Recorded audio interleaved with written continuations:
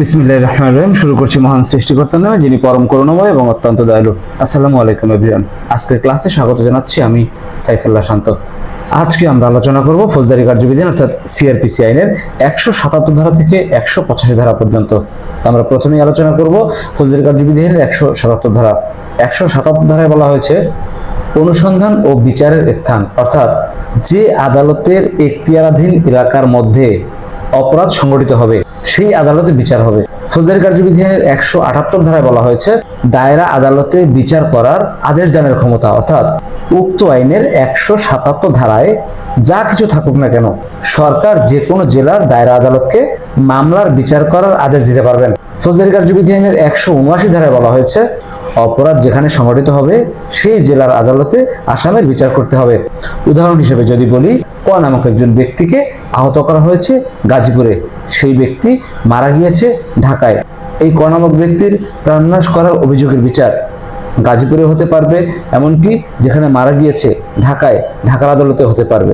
ফৌজদারি কার্যবিধানের 180 ধারায় বলা হয়েছে একটি অপরাধ অন্য একটি অপরাধের সাথে সম্পর্কযুক্ত হলে সেক্ষেত্রে যে আদালতের এখতিয়ারাধীন এলাকায় একটি অপরাধ সংঘটিত হবে সেই আদালতে বিচার করতে হবে।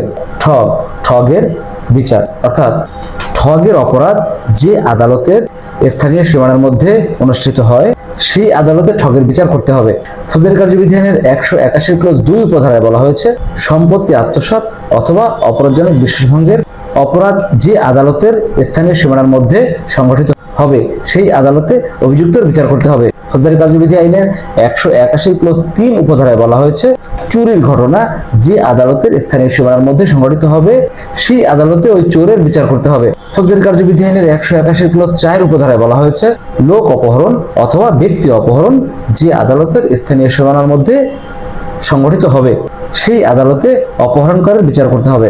ফৌজদারি কার্যবিধি আইনের 182 ধারায় বলা হয়েছে অপরাধের ঘটনাস্থল একাধিক হলে অথবা অপরাধ এক জেলায় আংশিক এবং অন্য জেলায় আংশিক সংঘটিত হলে সেক্ষেত্রে যে কোনো একটি এখতিয়ারাধীন আদালতে।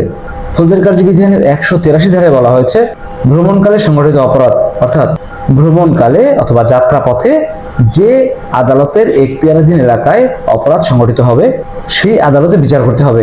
ফৌজদারি কার্যবিধি আইনের 185 ধারায় বলা হয়েছে হাইকোর্ট বিভাগের অধস্তন 2 বা ততোধিক আদালতের কোনটিতে অপরাধের বিচার হবে এরূপ প্রশ্ন দেখা দিলে হাইকোর্ট বিভাগ এই ব্যাপারে সিদ্ধান্ত নেবেন। তো আজকে আমরা আলোচনা করলাম ফৌজদারি কার্যবিধি অর্থাৎ সিআরপিসি আইনের 177 ধারা থেকে 185 ধারা পর্যন্ত।